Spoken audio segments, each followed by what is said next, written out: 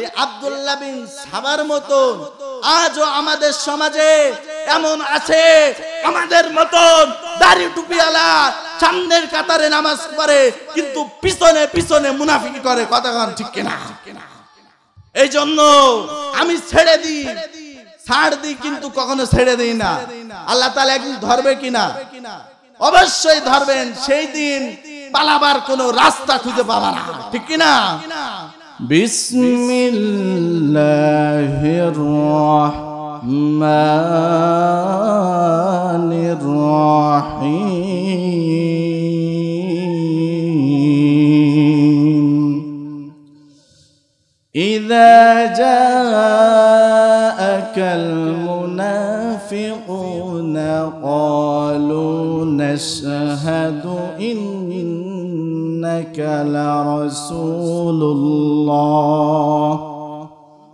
ওয়াল্লাহু ইয়ালামু ইন্নাকা লারাসূলুহু ওয়াল্লাহু ইয়াশহাদু ইন্নাল মুনাফিকিনা লাকাযিবুন। وقال الله تعالى والمنافقين والمنافقات بعضهم أولياء بعض يأمرون بالمنكر وينهون عن المعروف. صدق الله مولانا العظيم وصدق رسوله النبي الكريم ونحن على ذلك من الشاهدين والشاكرين والحمد لله رب العالمين. যাদের হৃদয়ে আছে আল্লাহর ভয় তারা কভু পথ ভুলে যায় না। আল্লাহর প্রেম ছাড়া এই দুনিয়ায় কারো কাছে কোনো কিছু চাই না। ঠিক কিনা মুসলমান? যাদের হৃদয়ে আছে আল্লাহর ভয় তারা কভু পথ ভুলে যায় না। আল্লাহর প্রেম ছাড়া এই দুনিয়ায় কারো কাছে কোনো কিছু চাই না, কারো কাছে কোনো কিছু চাই না। রাতের আধারে যারা সিজদাতে রয় দু চোখের অশ্রুতে রোদি যেন বয়। রাতের আধারে এমনও মুসলমান আছে যে তারা এই ঠান্ডার ভিতরে উজু করে তাহাজ্জুদের জন্য আল্লাহর দরবারে দাঁড়িয়ে যায়। ঠিক কিনা? রাতের আধারে যারা সিজদাতে রয় দু চোখের অশ্রুতে নদী যেন বয়। চলনার হাত ছানি যতই আসুক, চলনার হাত ছানি যতই আসুক, পিছনে ফিরেও তাকাই না। যাদের হৃদয়ে আছে আল্লাহর ভয় তারা কভু পথ ভুলে যায় না। আল্লাহর প্রেম ছাড়া এই দুনিয়ায় কারো কাছে কোনো কিছু চাই না। দিন কায়েমের পথে যারা অবিচল তারা হলো আল্লাহর প্রিয়জন। বাতিলের কাছে যারা হার মানে না সংগ্রাম করে যায় আমরণ। দিন কায়েমের পথে যারা অবিচল তারা হলো আল্লাহর প্রিয়জন। বাতিলের কাছে যারা হার মানে না সংগ্রাম করে যায় আমরণ। হেরার আলোতে যার হৃদয় রঙিন হাতে আল কোরআনের দীপ্ত সঙ্গীন। ঠিক কিনা? হেরার আলোতে যার হৃদয় রঙিন হাতে আল কোরআনের দীপ্ত সঙ্গীন। সত্যের পথে যারা নিবেদিত প্রাণ, সত্যের পথে যারা নিবেদিত প্রাণ, শত্রুকে কবু ভয় পায় না। যাদের হৃদয়ে আছে আল্লাহর ভয়, তারা কবু পথ ভুলে যায় না। আল্লাহর প্রেম ছাড়া এই দুনিয়ায় কারো কাছে কোনো কিছু চাই না। বলে আলহামদুলিল্লাহ, আলহামদুলিল্লাহ। গোড়পাড়া পূর্বপাড়া বাইতুল মামুর জামে মসজিদের কর্তৃক আয়োজিত প্রথম বার্ষিক মানবতার দূত মুক্তির অধিকারী জনাবে মুহাম্মদুর রাসূলুল্লাহ, সকলে বলি সাল্লাল্লাহু আলাইহি ওয়াসাল্লাম। আমরা যারা এদিক সেদিকে ঘোরাফেরা করছি, দয়া করে মেহেরবানি করে আমরা প্যান্ডেলে চলে আসি। কারণ আল্লাহ তাআলা বলেছেন যে বান্দা তুমি আমার কোরআনকে তেলাওয়াত করো, দেখি কত সুন্দর করে পড়তে পারো, ঠিক কি না? শুধু যে পড়বে তার জন্য না, বলেছে যে যখন কোরআন শরীফ পড়া হবে, কোরআন নিয়ে আলোচনা করা হবে, তোমরা ধীর স্থির ভাবে মনোযোগ সহকারে চুপচাপ শোনো।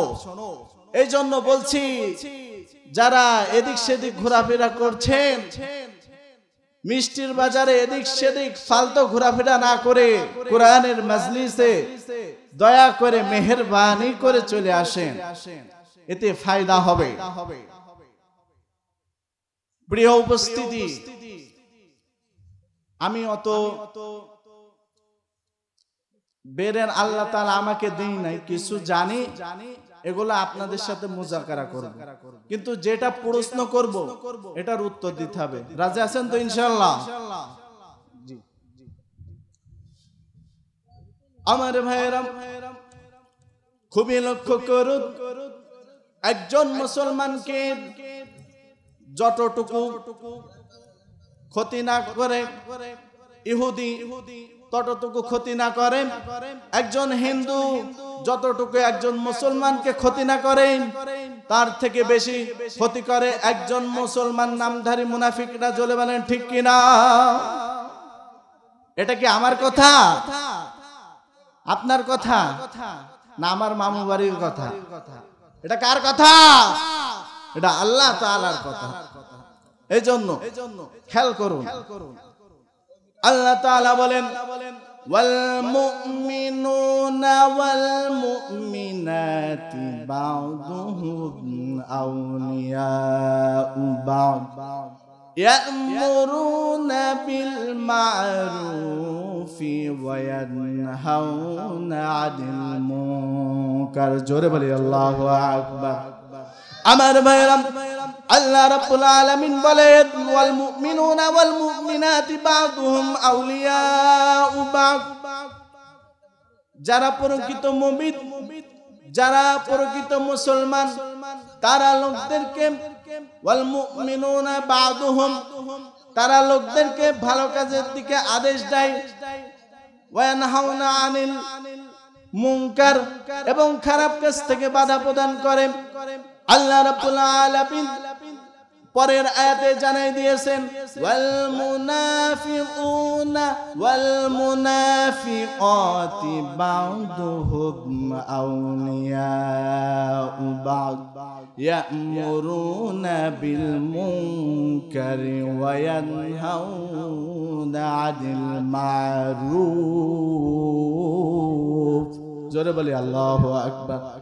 আল্লাহ তাআলা বলেন ওয়াল মুনাফিকুনা ওয়াল মুনাফিকাতি বা'দুহুম আউলিয়াউ বা'দ। আজ যারা কাফের, মুশরিক, বেঈমান, মুনাফিক, তারা লোকদেরকে খারাপ কাজের আদেশ দেয় এবং ভালো কাজ দেখলে তাদের ভালো কাজ থেকে বাধা প্রদান করে থাকে, ঠিক কি না? এই জন্য আপনারা খেয়াল করবেন, নবী করিম সাল্লাল্লাহু আলাইহি ওয়াসাল্লামের জামানা যখন শেষ হয়ে গেছে, হযরতে ওমর ফারুক রাদিয়াল্লাহু তাআলা আনহুর জামানায় একজন ব্যক্তি ইহুদিদের পণ্ডিত, তার নাম ছিল আব্দুল্লাহ বিন সাবা। তার নাম কি ছিল? আব্দুল্লাহ বিন সাবা। এই আব্দুল্লাহ বিন সাবা চিন্তা করলো মুসলমানরা কেমনে আমাদের থেকে বিজয় লাভ করে প্রত্যেক যুদ্ধই, এটা আমার জানার দরকার, তদন্ত করার দরকার। এই জন্য সে মুসলমান সেজেছে। কি হয়েছে? সে মুসলমান সেজেছে। হযরতে ওমর ফারুক রাদিয়াল্লাহু তাআলা আনহু জামানা গিয়ে ভয়ে কোনো কথা বলে না, ডরে আছে। তারপরে হযরত ওমর ফারুক রাদিয়াল্লাহু তাআলা আনহু জামানা শেষ। হযরতে উসমান গনি রাদিয়াল্লাহু তাআলা আনহু জামানা যখন আসলো, তখন তিনি দেখলেন যে মুসলমানরা আমাদের থেকে অস্ত্রই বেশি নাকি। তখন তিনি দেখলেন মুসলমানরা আমাদের থেকে অস্ত্রই বেশি না, মুসলমানরা আমাদের থেকে জনসংখ্যায় বেশি নাকি। তাও দেখলেন যে মুসলমানরা আমাদের থেকে জনসংখ্যায়ও বেশি না। তিনি শুধু কেবলমাত্র একটি বিষয় বের করতে পারলেন, মুসলমানরা একতাবদ্ধ হয় এবং কুরআন অনুযায়ী নিজের জীবন যাপন করে থাকে। ঠিক কি না? এটা আগে ছিল। আজ যদি বাংলার মুসলমান একতাবদ্ধ হয়, কুরআন অনুযায়ী যদি নিজের জীবনকে যাপন করে, কোনো বাতিলের সাহস নাই মুসলমানদের সাথে মোকাবেলা করা। চলে বলেন ঠিক কিনা? এই জন্য কুরআন অনুযায়ী নিজের জীবনকে যাপন করার চেষ্টা করতে হবে। ঠিক কিনা আমার ভাইরা? তখন তিনি তার বংশের কাছে আসলেন এবং বললেন, মুসলমানদেরকে যদি তুমি পরাজিত করতে চাও, মুসলমানদেরকে তুমি যদি হারাইতে চাও, তাহলে তাদের ঐক্যের ভিতরে ফাটল ধরাইতে হবে। কিসের ভিতরে? তাদের ঐক্যের ভিতরে, একতা বদ্ধর ভিতরে ফাটল ধরাইতে হবে। পরস্পরে যেন মিল না থাকে, এর ভিতরে ফাটল ধরাইতে হবে। আপনারা খেয়াল করেন, এই আব্দুল্লাহ বিন সাবার মতন আজও আমাদের সমাজে এমন আছে, আমাদের মতন দাড়ি টুপিওয়ালা সামনের কাতারে নামাজ পড়ে কিন্তু পিছনে পিছনে মুনাফিকি করে। কথা কন ঠিক কিনা? এই জন্য আল্লাহ পালা বলেন, আমি ছেড়ে দিই, ছাড় দিই, কিন্তু কখনো ছেড়ে দিই না। আল্লাহ তাআলা একদিন ধরবে কিনা? অবশ্যই ধরবেন। সেই দিন পালাবার কোনো রাস্তা খুঁজে পাবা না। ঠিক কিনা? এই জন্য আল্লাহ তাআলা বলেন, ইযা জাআকাল মুনাফিকুনা ক্বালু নাশহাদু ইন্নাকা লারাসূলুল্লাহ। জোরে বলি আল্লাহু আকবার। আল্লাহ তাআলা নবীকে জানিয়ে দিয়েছেন, মুনাফিকরা যখন আপনার কাছে আসবে তখন বলবে যে আমি জানি আপনি আল্লাহর রাসূল। কি বলবে? যে আমি জানি আপনি আল্লাহর রাসূল। আল্লাহ তাআলা পরের অংশে জানিয়ে দিয়েছেন, আল্লাহু ইয়ালামু ইন্নাকা লারাসূল। আল্লাহ তাআলা বলেন যে আমি আল্লাহ জানি যে আপনি আল্লাহর রাসূল। আল্লাহ তাআলা পরের অংশে বললেন, আল্লাহু ইয়াশহাদু ইন্নাল মুনাফিকিনা লাকাযিবুন। জোরে বলি আল্লাহু আকবার। আল্লাহ তাআলা বলেন, হে নবী আপনি শুনে রাখুন, মুনাফিকরা আপনার কাছে এসে বলবে আপনি আল্লাহর রাসূল। আপনি শুনে রাখুন, মুনাফিকরা সব সময় মিথ্যা কথা বলে। কি কথা বলে? মিথ্যা কথা বলে। আমার ভাইরা খুবই লক্ষ্য করবেন, যারা প্রকাশ্য মুনাফিক এর আলামত হলো 6টি। কয়টি? কথা বলতে হবে। কয়টি? মুনাফিকের আলামত কয়টি? 6টি। তার মধ্যে 1 নম্বর আল্লাহ তাআলা বলেন, ওয়াল্লাহু ইয়াশহাদু ইন্নাল মুনাফিকিনা লাকাযিবুন। জোরে বলে আল্লাহু আকবার।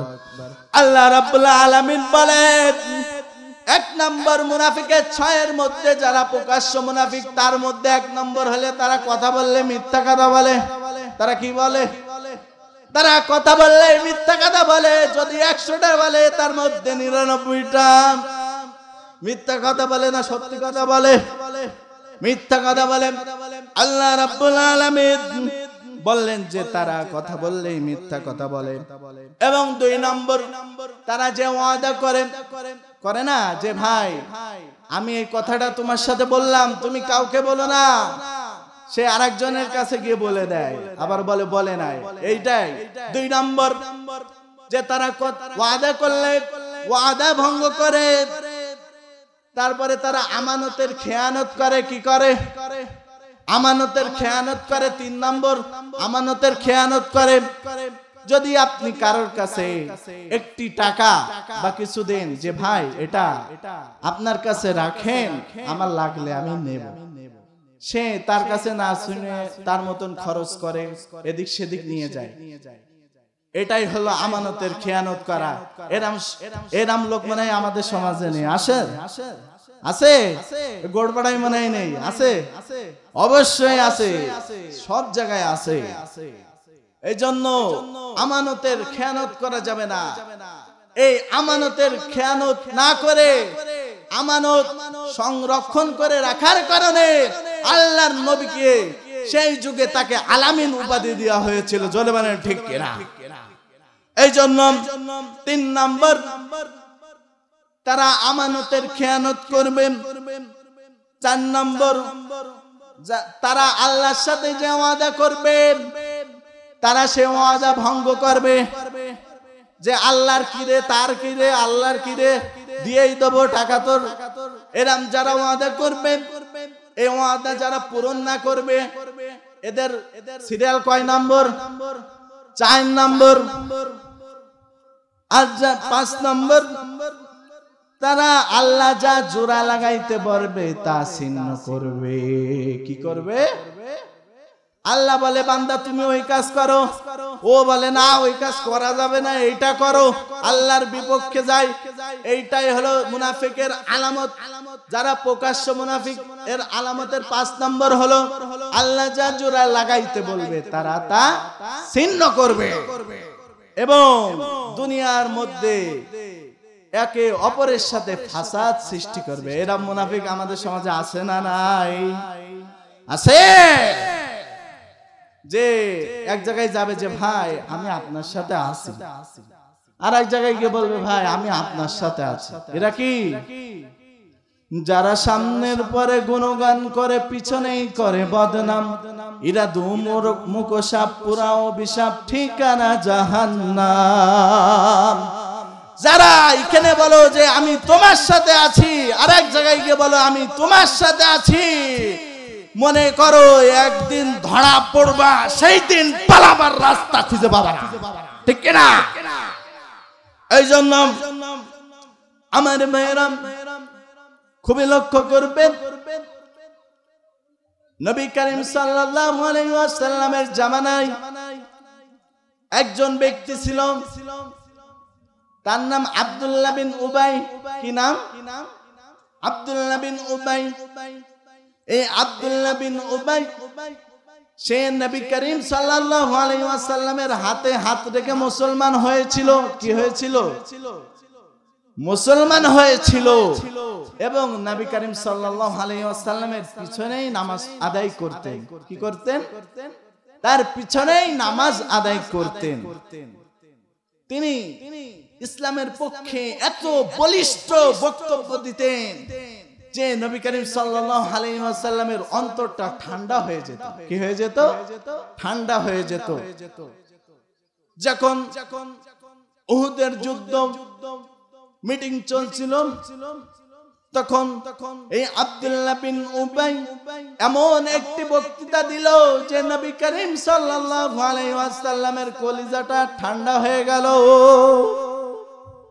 তখন তিনি বললেন যে আব্দুল্লাহ বিন উবাই, ওই যুদ্ধে সৈন্যর সংখ্যা ছিল মুসলমানদের 1000। কয় হাজার? কথা বলতে হবে। কয় হাজার? 1000 নবী করিম সাল্লাল্লাহু আলাইহি ওয়াসাল্লাম খুশি হয়ে আব্দুল্লাহ বিন উবাইকে 300 জনের নেতা বানিয়ে দিলেন। কি করলেন?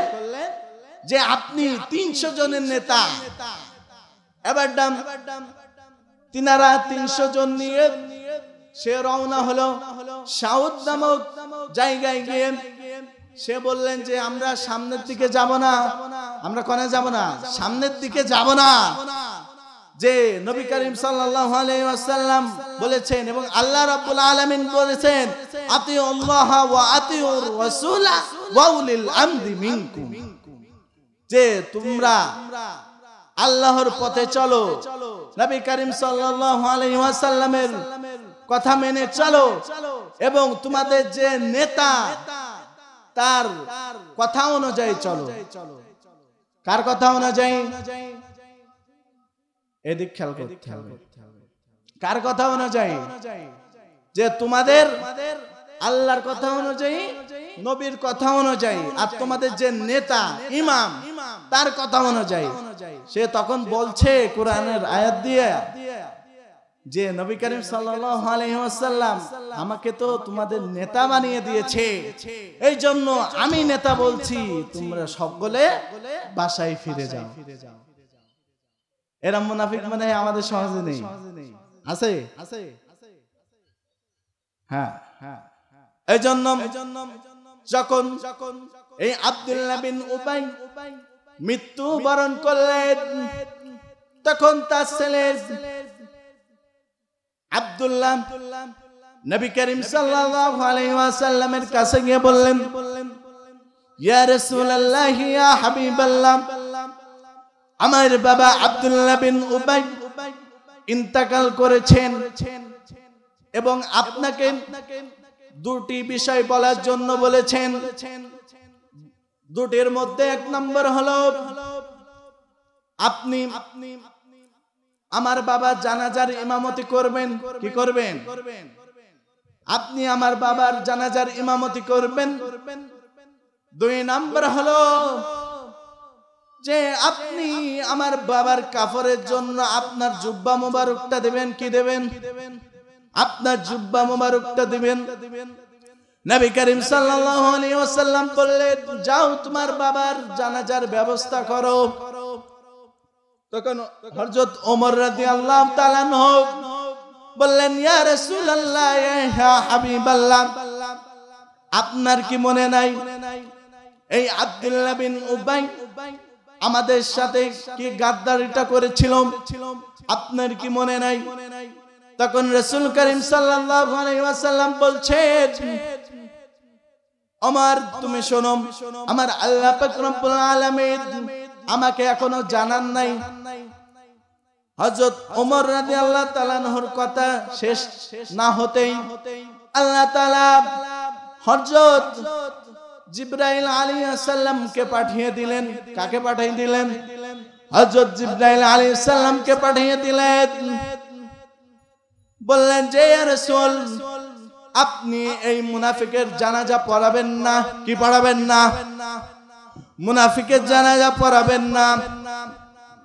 তারপরে আপনি এর জন্য একবার কেন 70 বার কেন, একবার না 70 বার যদি দোয়া করেন আমার আল্লাহ রব্বুল আলামিন কবুল করবে না। ঠিক কি না?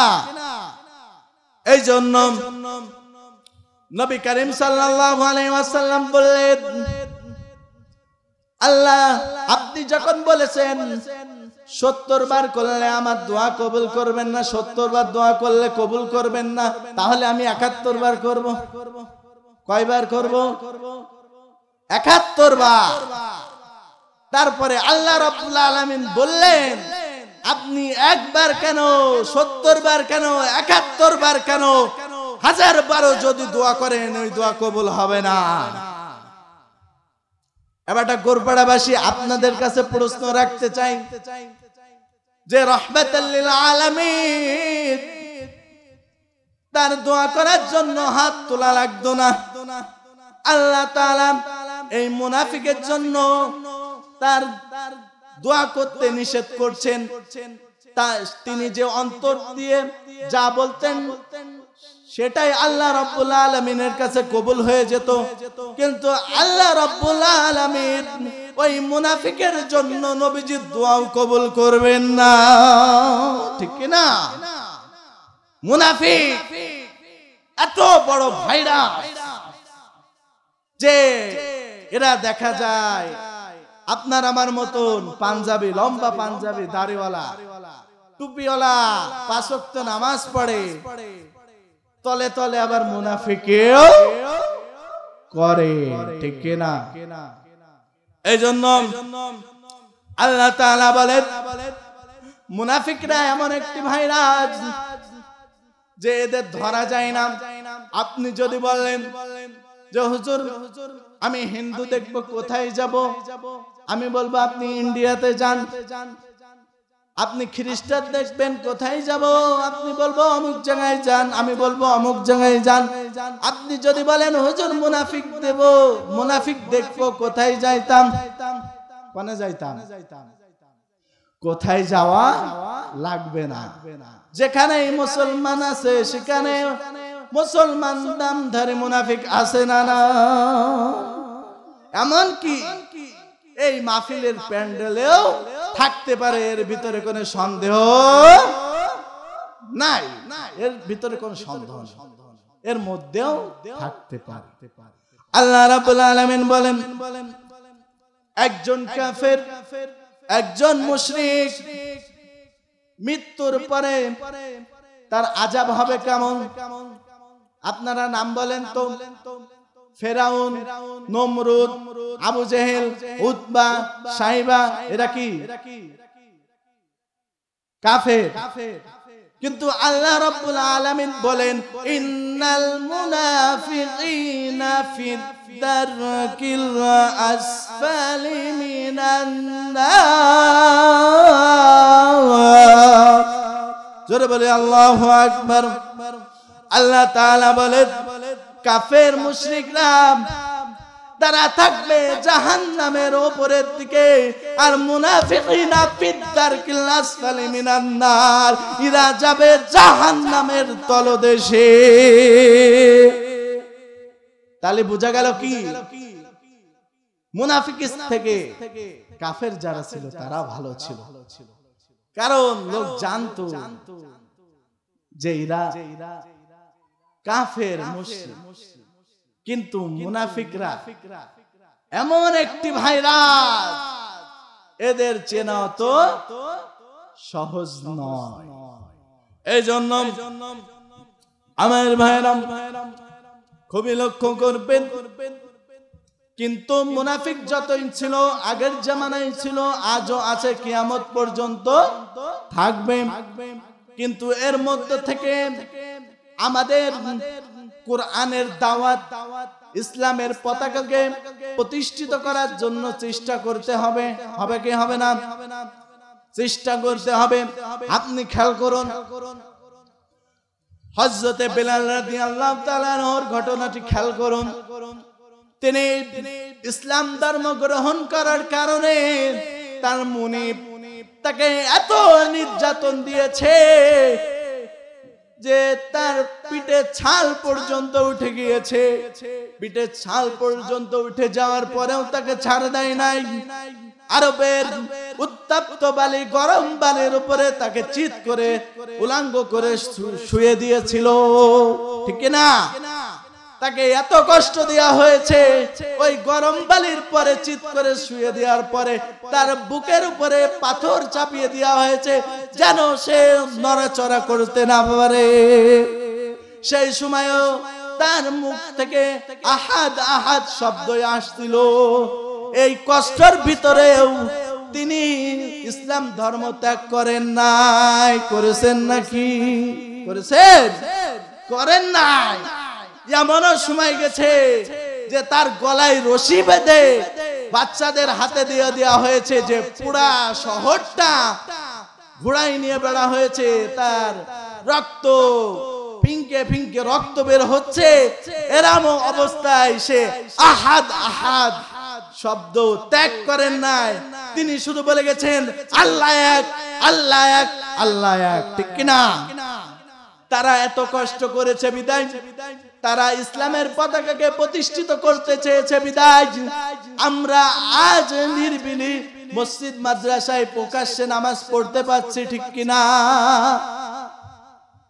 নবী করিম সাল্লাল্লাহু আলাইহি ওয়াসাল্লাম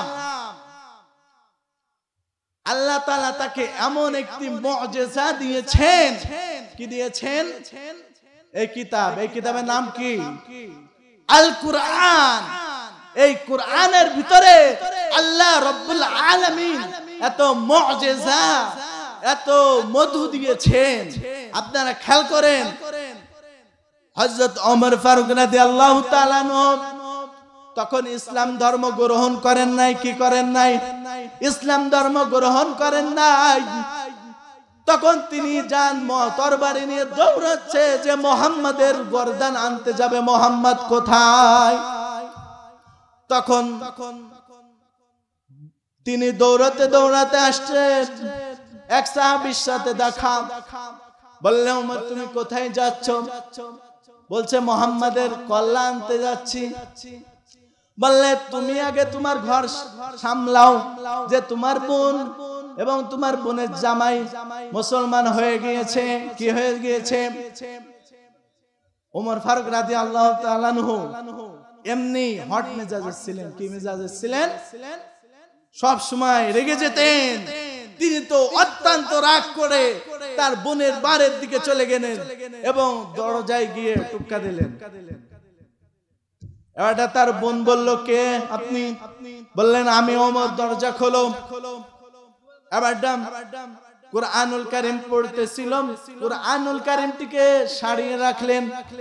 ওমর ফারুক রাদিয়াল্লাহু তাআলা যখন ঢুকলেন, কথা নাই বার্তা নাই, আগে ঢুকেই তার বোন এবং বোনের জামাইকে মারধর শুরু করলেন। কি শুরু করলেন?